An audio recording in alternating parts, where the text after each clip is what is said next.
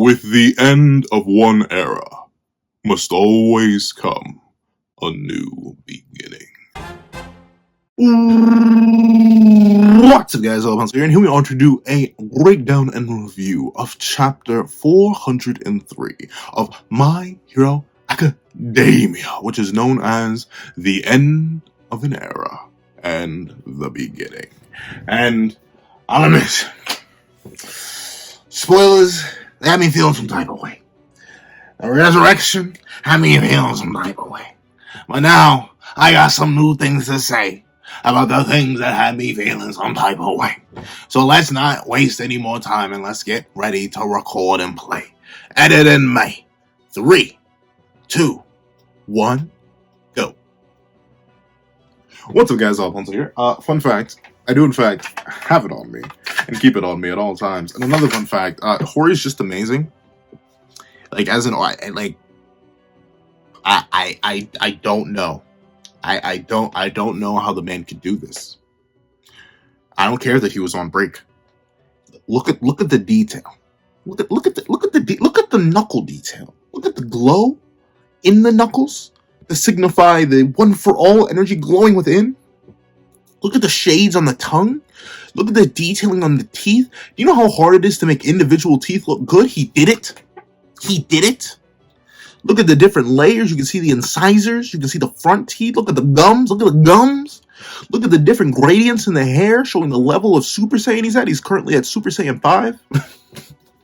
Not 5. He's Super Saiyan green right now. Look at the detail in the cloak, how it fades. Oh, he's just too good. He's just too. It's cool. I mean, is it even a competition anymore? Dr. Stone left. Dr. Stone left. And I love Sakamoto Days. I love JJKR. And I really love Blue Box art. Really, really do.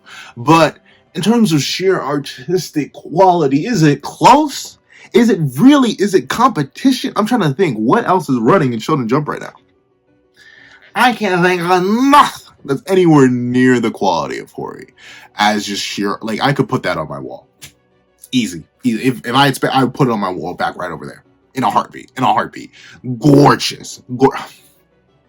Kuri Horikoshi, he's just a madman with the pen, bro. Just a madman with the, look at the folds in the face, the crinkles around the eyes, bro. Like, how do you do this? Even the little details on the armor, it's just too slow with it. He's just too buttery, dog. I don't know how he does it. He's just different. He's just different. Like I wish there was some sort of explanation. Obviously, don't get me wrong. It takes years upon years upon years upon years of practice. The man's been drawing My Hero Academia weekly for nearly a decade. If not a decade. When did My Hero Academia come out? I think it was like 2014. But with that being the case, even still, there are people who've been drawing for their entire lives who do not draw anywhere near as good as Horikoshi. That he is just a different, like, I don't want maybe I'm glazing too much to call him like a generational talent or something like that, but like the only mangaka that I would say sometimes consistently surpasses Hori in art was the Dr. Stone artist, Oichi, on a week-by-week basis. I really like Dr. Stone's art, though. That may be my bias for the art style, because I do have some minor weird things about Hori's art style that I'll probably make a whole video about. But the only other one that's still going on something currently, I'm not sure if Boichi's working on anything currently. I actually don't know that.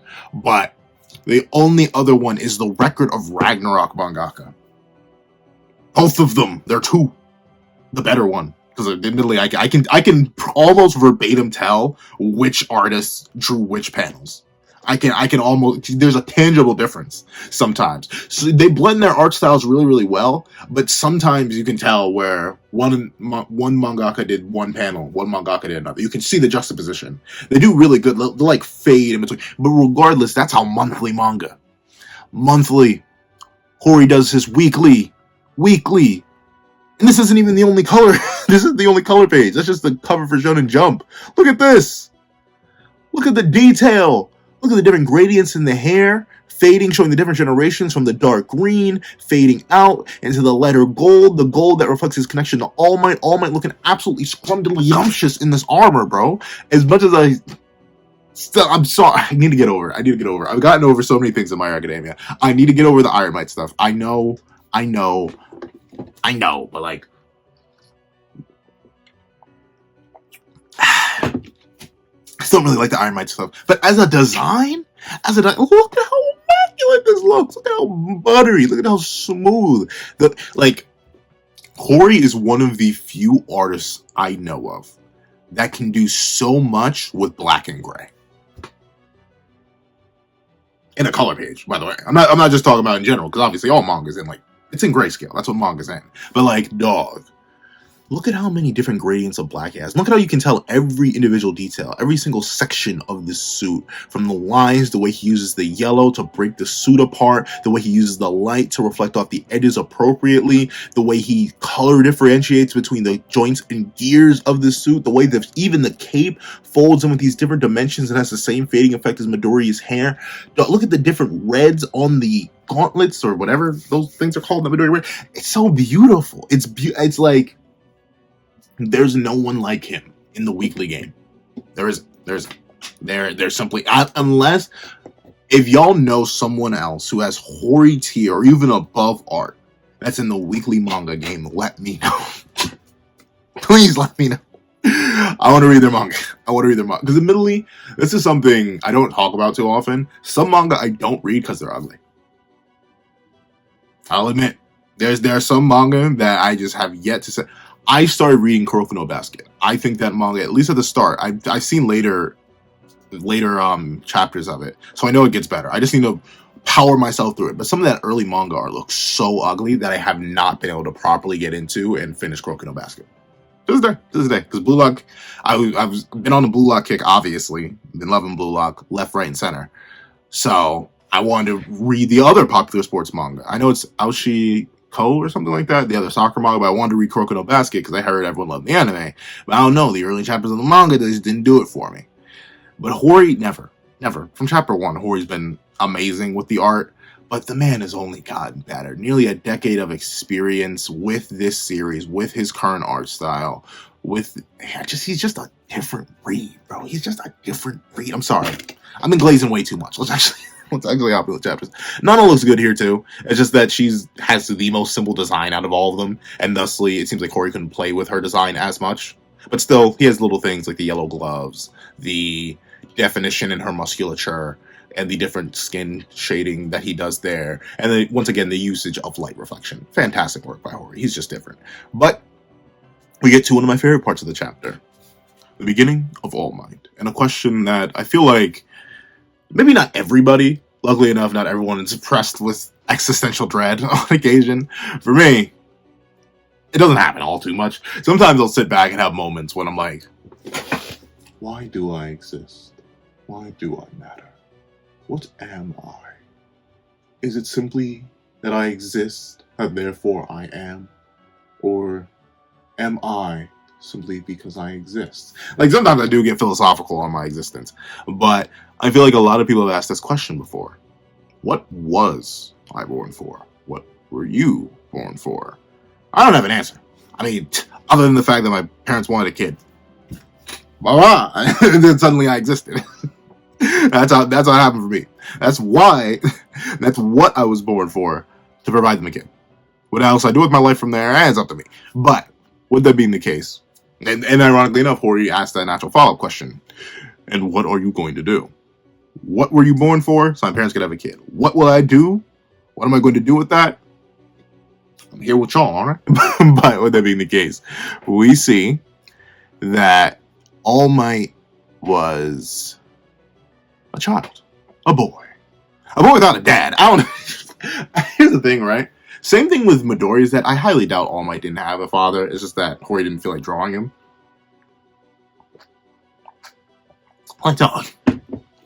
Is that why Mirio couldn't get One for All? Because he actually had an active father in his life? Like think about this.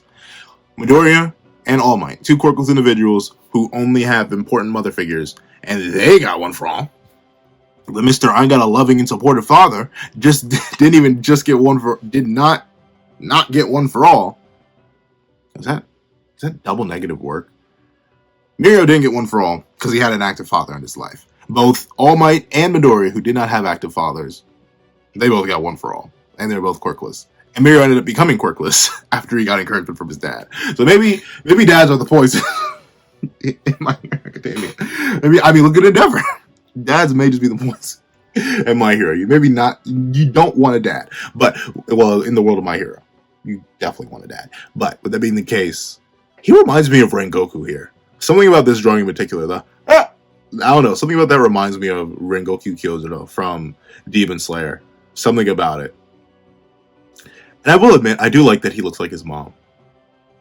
I think it's mainly the bangs. It's the bangs and the hair, but like, just that alone, he looks a lot like his mama.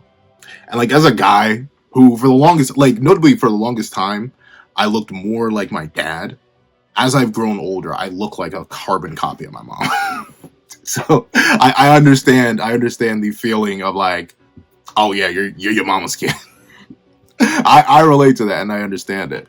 And another thing that I relate to and I like and I understand is that All Might claims that now that I think about it, it wasn't anything out of the ordinary.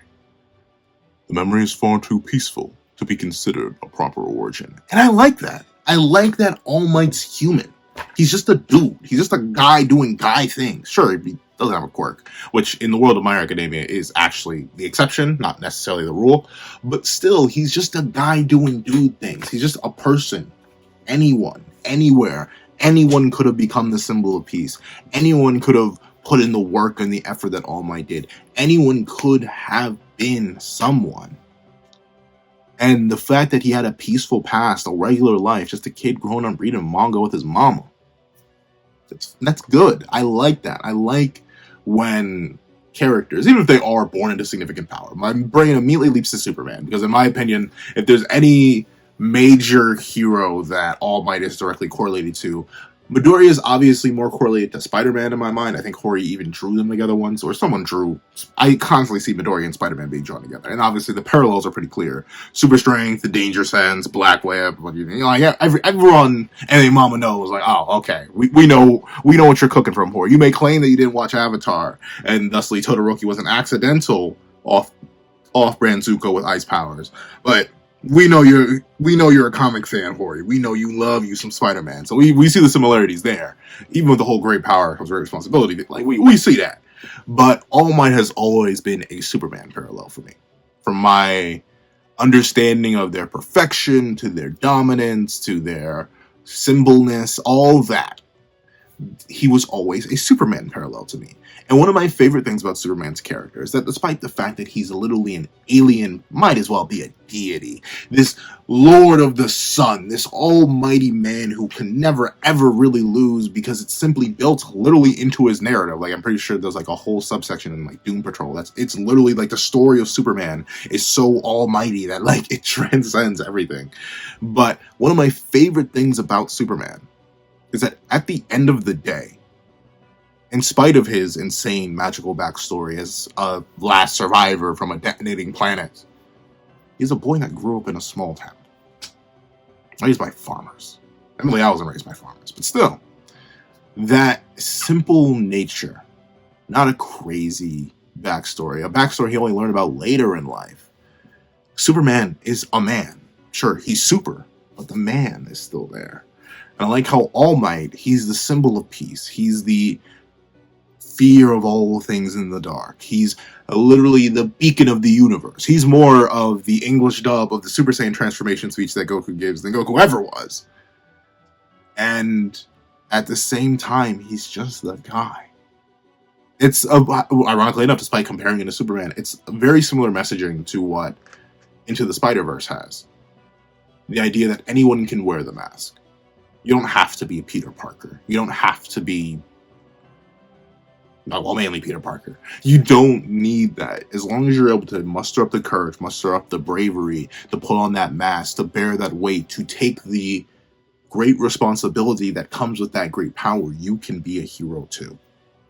And I like that. I like that it comes with All Might. It's not anything too crazy. Nothing dramatic happened. He was just a guy. I really like that.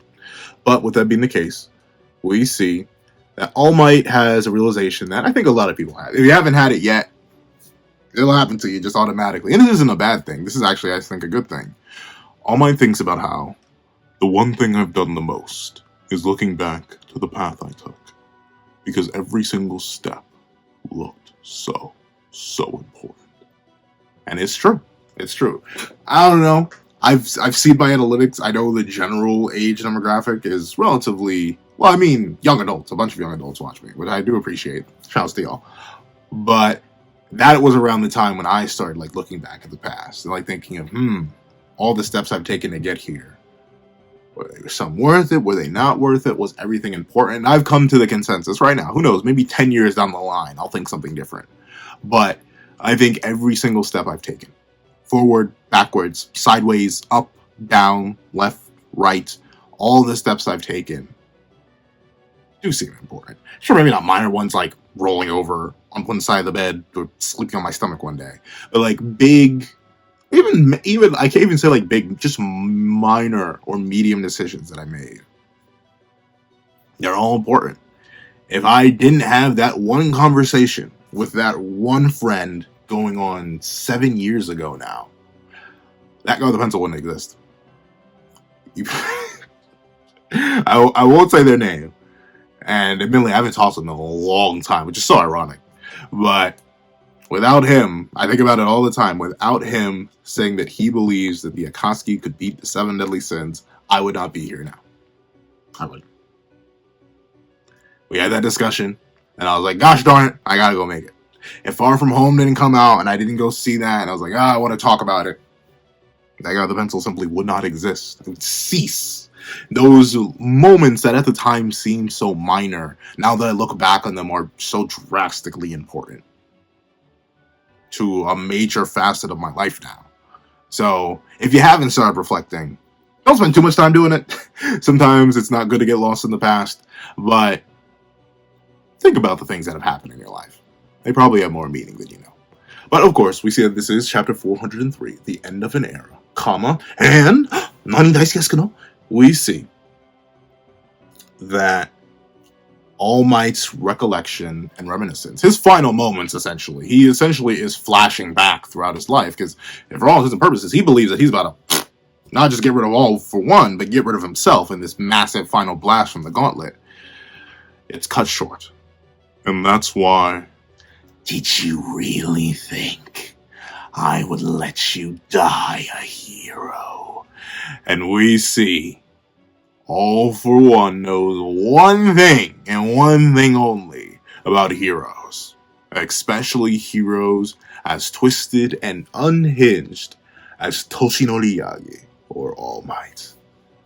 They are at their most dangerous when they are desperate and at their wits' end. So of course, he paid attention to what All Might had. Of course, he understood All Might's bluff.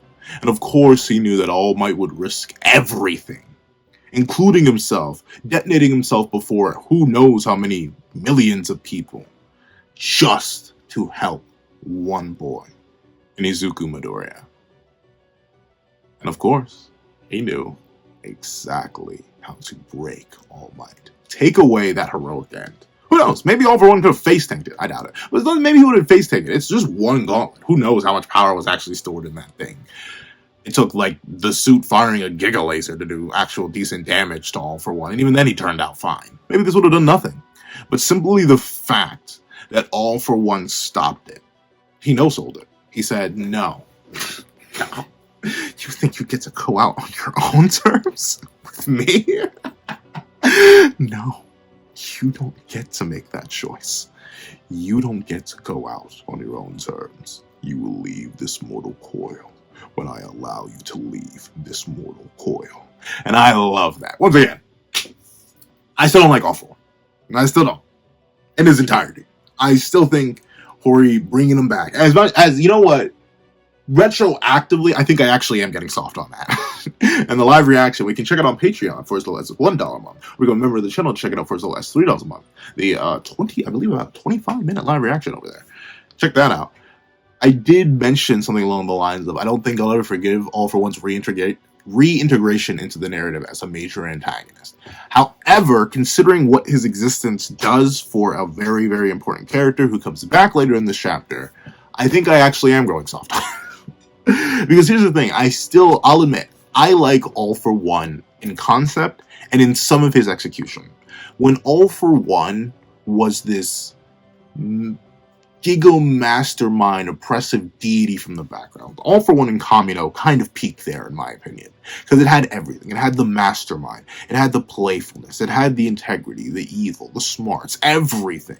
Everything felt right about All For One. And even he has his moments after he's taken over Shigaraki and freed himself from Tartarus. Him saying it's your turn and pointing at Midoriya as he detonates the building he's in that he tricked Midoriya into coming into. Beautiful, chef's kiss. Him manipulating Lady Nagant, as much as I don't like that Lady Nagant got done so dirty, it still builds into All For One the villain. One of my biggest issues with All For One as a recent is that he's so dumb. He's so dumb, spending so much time with the heroes, being not as powerful as he should be, even though he's stated to be stronger than ever before. Those were my issues, but now that those issues are suppressed, and they've happened, and I've already complained about them, I do like this All For One. Once again, the mastermind, the evil genius, the man who wanted to be a comic book villain and took that goal way too literally. I like his goofy behind self. And I like that he knows that the ultimate insult to All Might is taking away his freedom. Taking away his ability to choose. Because that's what All Might was always there for. He was there to be the symbol of peace, that light to guide others, that hope that people could have, that they could choose, that they could make their own way in life. That is what All Might truly was, down to his fundamental core. So taking that away, stripping that away from the symbol of peace and making it so that he is nothing but a ragdoll, something to be dragged around through the air and paraded. Who knows? Maybe All For One knows it's being recorded. I think he does. Yeah, he mentioned he knows it's being recorded. Knowing that he can parade around the decayed body of a symbol that inspired millions, if not billions. Seeing him do that and do it smart, chef's, I love it. I love it. I love this characterization. If we can just keep it on like this, I'd be down. Though admittedly, him not Iron Manning, like, I think a lot of people have seen that one panel. It was floating around a lot when Infinity War and especially Endgame came out, because we got a pseudo-reference to it in Endgame. That panel where Thanos rips Iron Man in half, like straight in half.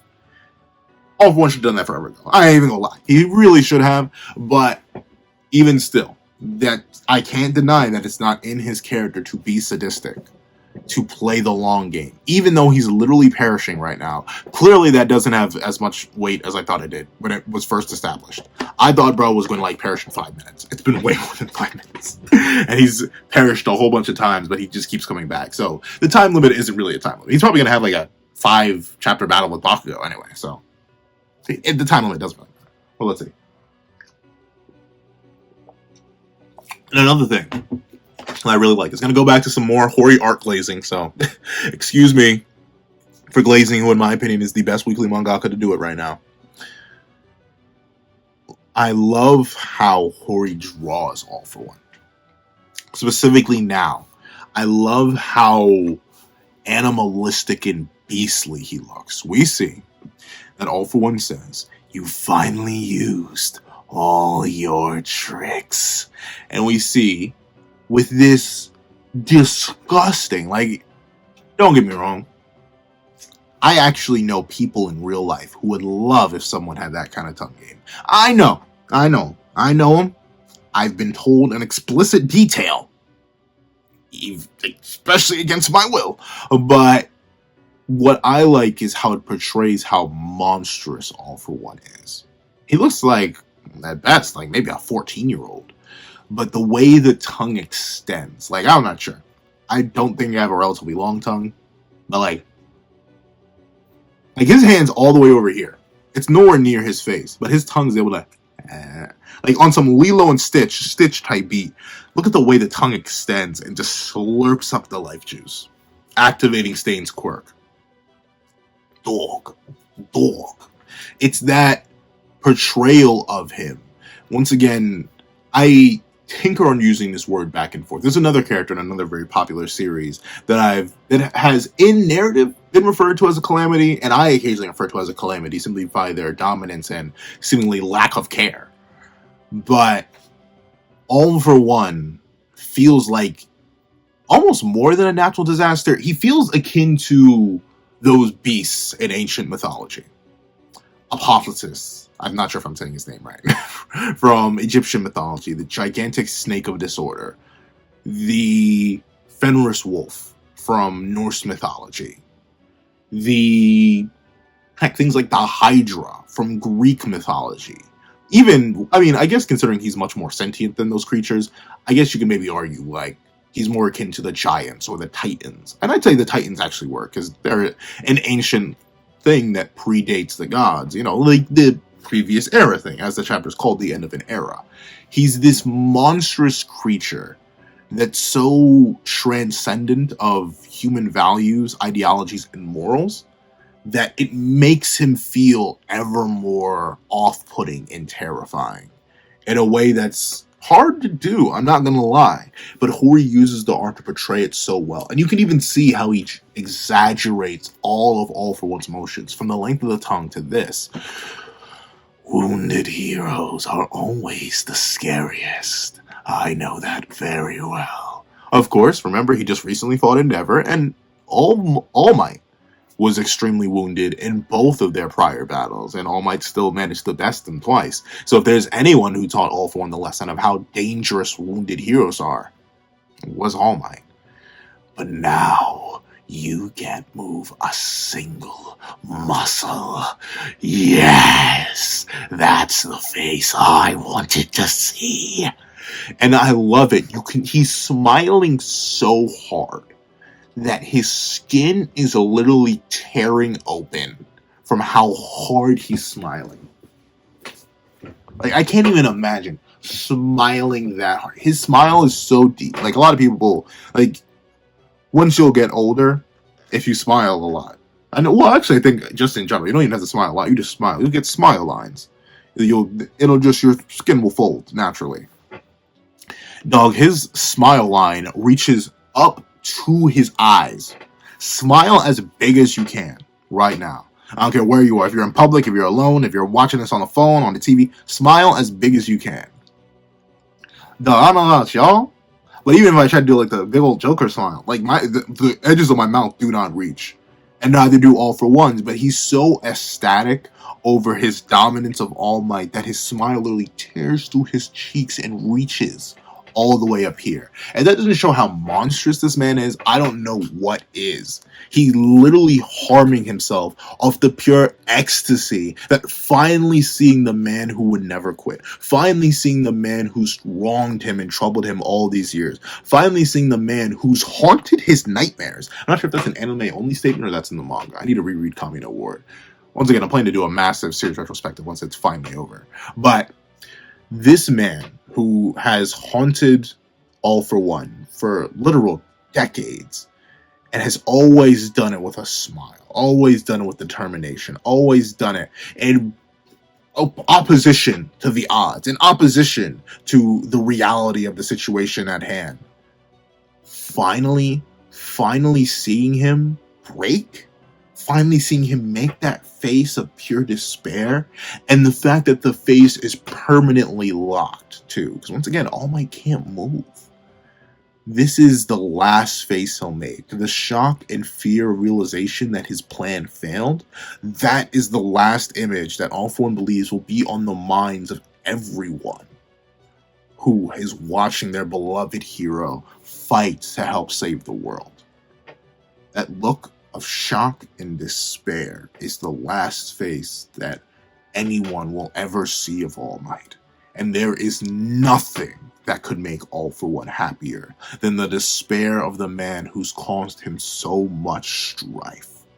I love it. I really do. And once again, I talked about the humanization of All Might earlier in this chapter. Well, once again, this is further humanization of the symbol of peace. In the end, All Might's not perfect. He's not this altruistic, ideological paragon of peace and justice. No, he's a man. And knowing that he's lost all freedom, knowing that he's failed in his mind, knowing that there's no one who can save him in his mind, knowing that everything he's done up to this point, all the damage, all the fights, everything that he's done, raising his own future generation to try and combat the evils of the world of the now, the present, the past, the dark, and the future, all that is going to be for naught, and he'll be remembered as a scared man revealed before the world.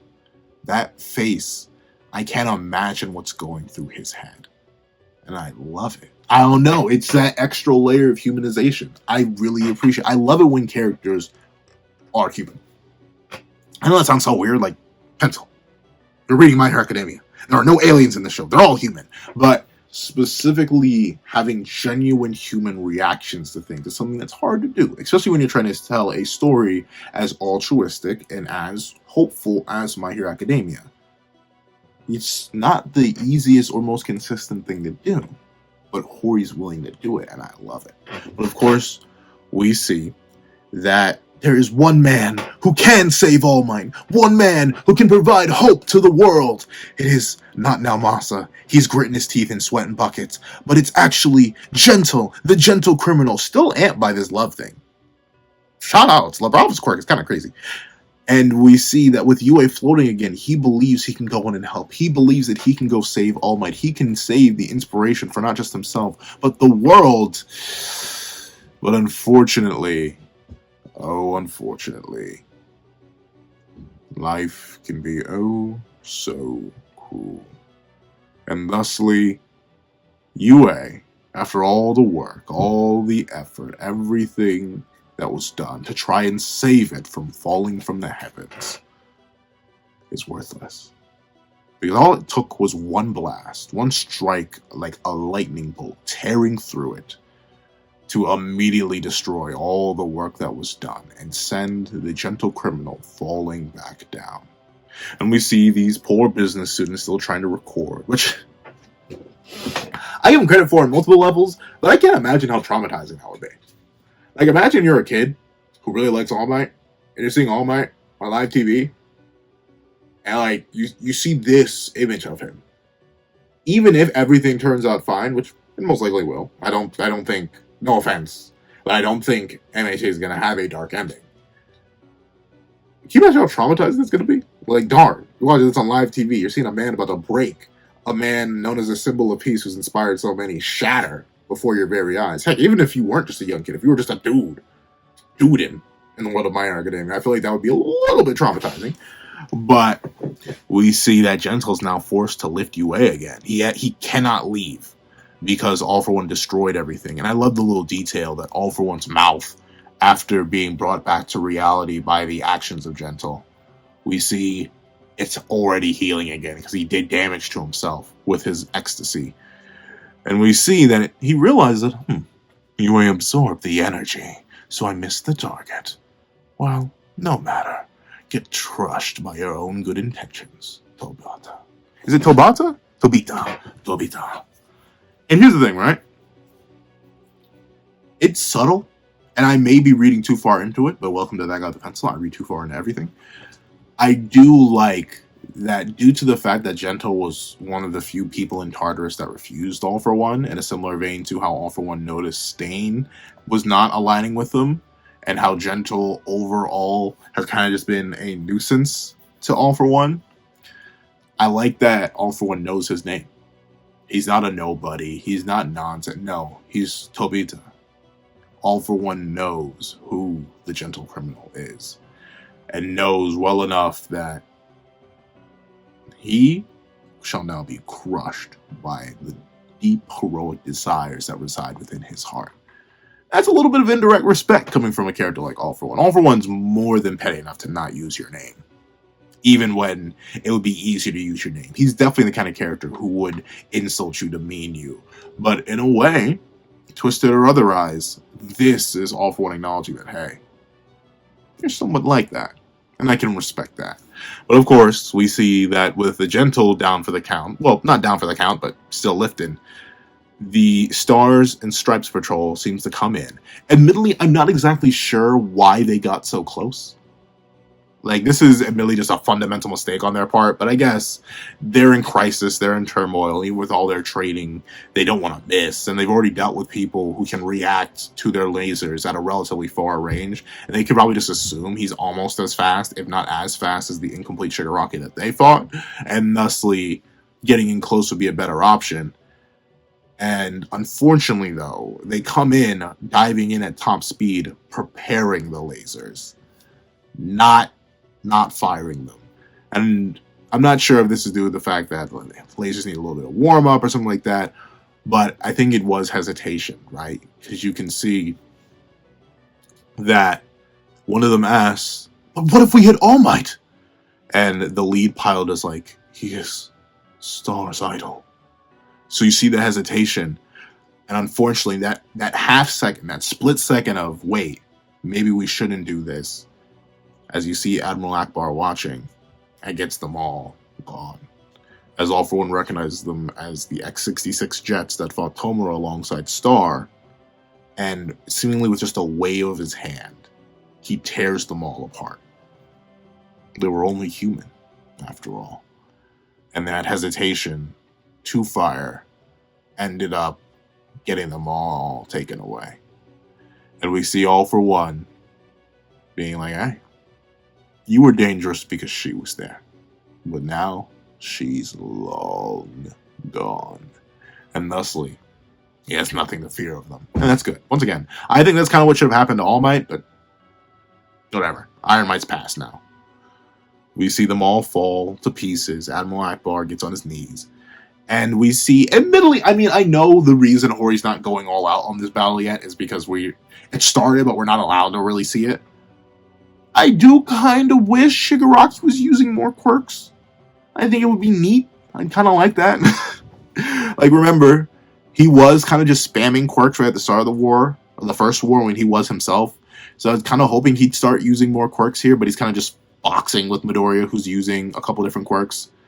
But I know why. Like, I get the narrative reason why. Like, this is the major final battle. Like, it started, but like, we still got to wrap up the All Might stuff, the All for One stuff. We aren't going to see the full extent of this real proper battle until everything else is done. You don't do this before anything else. This is the final fight of the series. Thusly, it makes sense why Shigaraki's not using quirks. Though I do wish we got hints of them. But in this panel, like, he's just boxing, which is fine. But we see now Masa starting to fall into despair. We see Midoriya not just facing fatigue, but also despair. And the whole world watches. Oh no. That's bad. All Might will fall. No. All Might. It's over. No, that can't be true. All Might. He saved me years ago. He may be far from his prime, but his death will mark the end of an era. Uncle Toshinori. Master. My friend. No. No. Melissa from the first movie, Melissa Shields. That's a nice little callback. Obviously, not Masa Midoriya. I love Shigaraki. I love that he's smiling. He hates his master, but like, I still like that he's happy to finally see All Might go. I'm not sure, once again, if this is a direct reference or not, but Hori is a big fan of comics. So I'm assuming the raise is definitely a reference to... Is it Nightfall? I forget the name of the storyline. It's when Bane breaks the Batman. Like, everyone knows that panel. The Dark Knight Rises does it.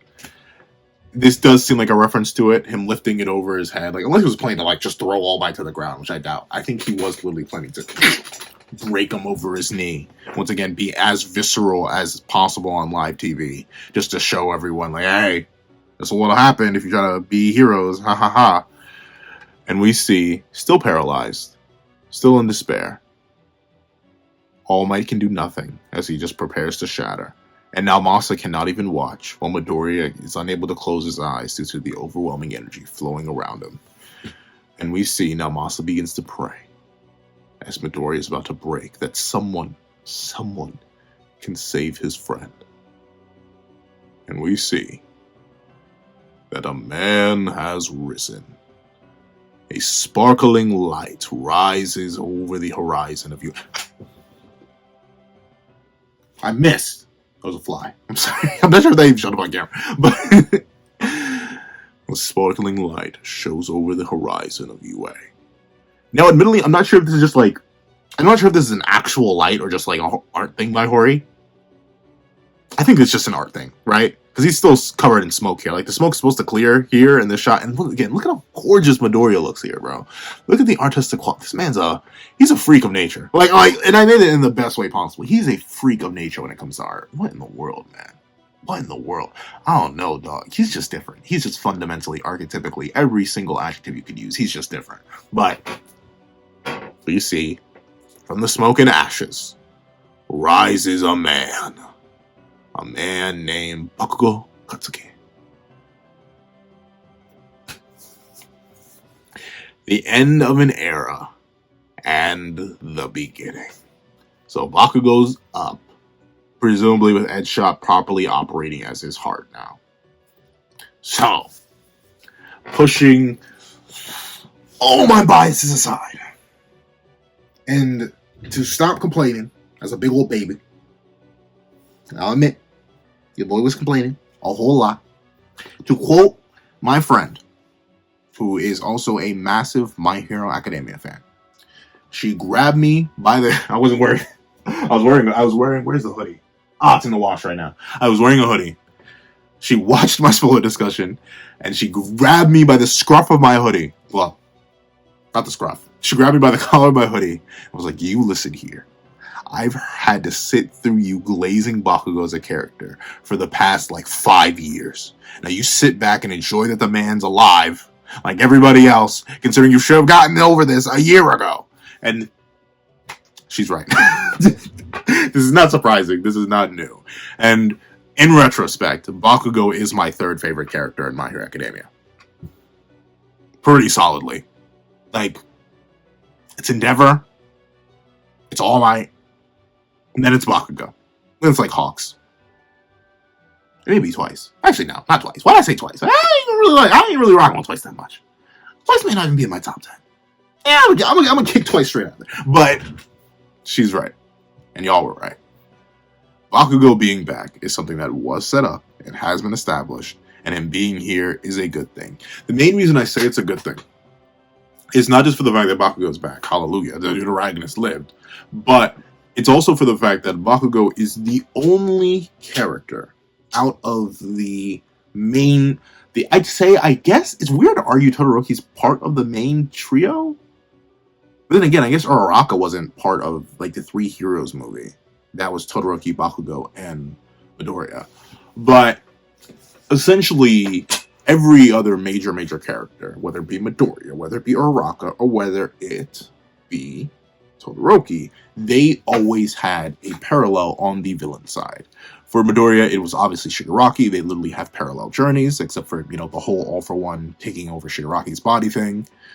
And ironically enough, reflecting back on that, there actually is a kind of funny way you could write that off as still being part of the parallel journey. I've thought about that more over time, and I still don't like it, but I think it does actually kind of make sense from a writing standpoint. I may have to make a video about that, but... And I probably will, because I complain so much about that. I will probably make a video on that. But Midoriya and Shigaraki, parallel journeys.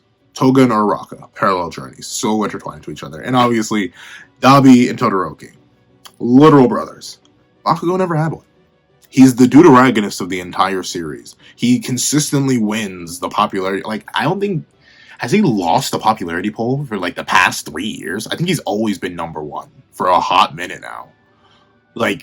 Despite being such an important and pivotal character, who's admittedly done a lot of jobbing and done a lot of hype for other villains and other characters, he never had a villain parallel in the League of Villains. He never did. Never did. You couldn't say Compress was. You couldn't say Spinner was. Compress never had anybody, admittedly. Spinner ended up being a Shoji and Koda parallel, and Twice also didn't really have anybody.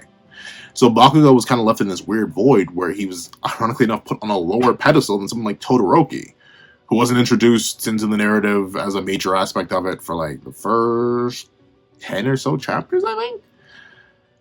So him having a villain in All for One to take care of, him being the person to bring about the end of an era by saving All Might and stomping out All for One, it's nice. It's nice.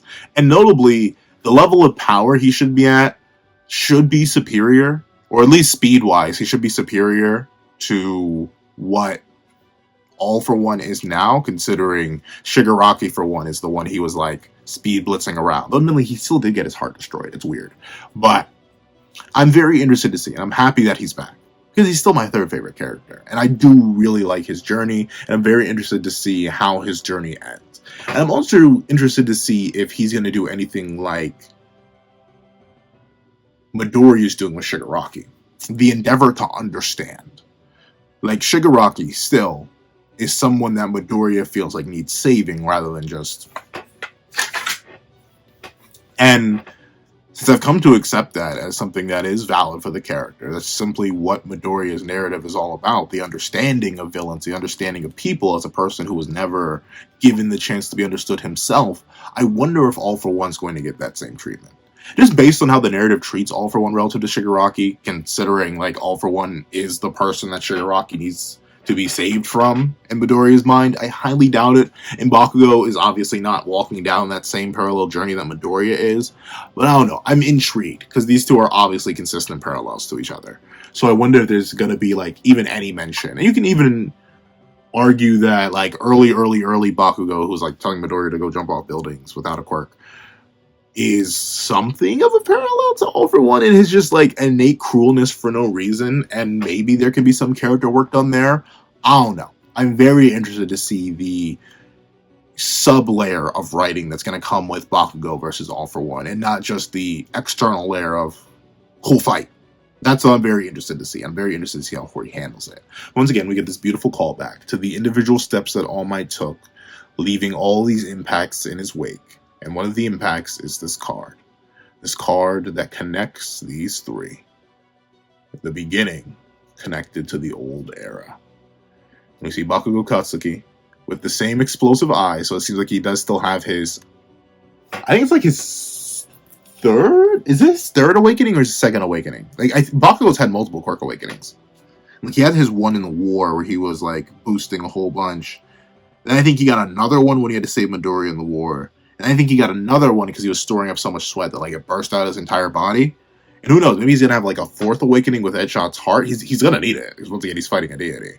But the explosive energy around his eye still seems to be present. I'm leaning towards the idea that hopefully this isn't one for all coursing through his veins. I hope it isn't. Though technically, Heroes Rising is canon. Like, that is a thing that happened. And we did see him communicate, even if indirectly, with the All Might visage. So he does seem to have some tie to One for All. That's likely why Midoriya is able to immediately recognize him. That light shines. It's meant to be their connection. Because we literally see the narrator ends the chapter by saying their feelings become one. So, like, maybe it is the case. Maybe it isn't. Maybe I'm reading too much into it. But overall, a very W chapter. Once again, putting my biases aside, I love the artwork in this chapter. Gorgeous. Fantastic. Wonderful, and I greatly appreciate it. I've already glazed so much of the artwork, and you probably don't want to hear me glaze anymore. One of these days I'm gonna sit down and make a whole video just glazing Horikoshi. It's probably gonna be like an hour and a half long. I'll probably do like my top 15 favorite panels from the My Hero Academia manga and give like a 10-minute section to each and why I love it so much in terms of artistic detail. I probably want to draw them though, which would literally take me eons. But once again, this chapter has so much in it that I love. I love the humanization of All Might and the characterization and backstory for him. The fact that he was a normal man, given power to drastically help others, beautiful. Love the mention of All Might's mama. I don't know. I love my mama. So seeing All Might had a mama, it's nice. Feel bad for All Might not having a dad, or at least not a dad that's shown. But I think it is actually kind of funny. I like I'm not sure, it's probably not intentional, but the fact that it looks like Rengoku here also tickles a nice little portion of my heart. Seeing the idea of something that I consistently do now from time to time, the reflection on the past and how that's portrayed is very beautiful here. I love the characterization of All for One in this chapter, much more back to the evil mastermind rather than the bumbling fool that he's been for a hot minute now. Seeing All Might's despair once again further humanizing him makes me love the character even more. Fantastic work. Seeing Gento try to be a good person, try to help out, try to do more than he really should be beyond his station. Fighting All for One is well beyond his station, but him willing to do it only to have to still save the others, protect Yue is very, very nice. Seeing Stars and Stripes crew come in and their own humanity get in the way of maybe at all stopping or slowing down All for One is nice. It shows that they're human while All for One isn't. He ruthlessly strikes them down the moment they're in range. Meanwhile, they hesitate to fire solely because All Might's there, the idol of their friend, their sister in Stars and Stripes. Seeing Midoriya struggle, even if I wish he kind of had to do the trolley problem thing, still I'm happy he doesn't have to. Seeing him struggle at all, seeing him have this fear is still very, very nice. Once again, further humanization for Midoriya. He's not perfect. He is a 15-year-old kid about to watch the man he spent his entire life idolizing be broken literally in front of him while he has to fight another calamity that he's attempting to save. Fantastic. And obviously, the return of Bakugo Katsuki. Love the man. Third favorite character in the entire series. Very excited to see how he goes against All for One. However, I mean, happen for a whole lot. So if you made it all the way to the end of this review, please leave 1 for Bakugo in the comment section down below. Not 1 for all, 1 for Bakugo down below. Thank you guys so much for watching. Remember to leave a like, share, comment, and subscribe. And make sure you hit that little notification bell so you not miss out on any videos that come to the channel. Also, I do have a Patreon down below, where you can for as low as $1 a month. You can link exclusive videos, early content, and more. You also now become a member of the channel for as low as $3 a month to get the same perks and more. Now, I want to thank you guys so much for watching once again, and I hope you guys have a wonderful day. This is That Guy with the Pencil, writing off. I'd like to give a thank you to our $3 members, Wakanda Plays, Red Wolf 4765, and Burp Skills. I'd like to give another very big thank you to our $5 patrons, Sean, Midnight Gemlord, Kevin, and Demex LND. And I'd like to give a fat, hefty thank you to our $10 patrons, Robbie Uchiha, Joaquin, and Idemokami. And I'd like to give another hefty, dafty thank you to our $25 member, Alex Ice Rose. And another big fat scrumdiddlyumptious thank you to our $25 patrons, Igneal and Calvin Elder.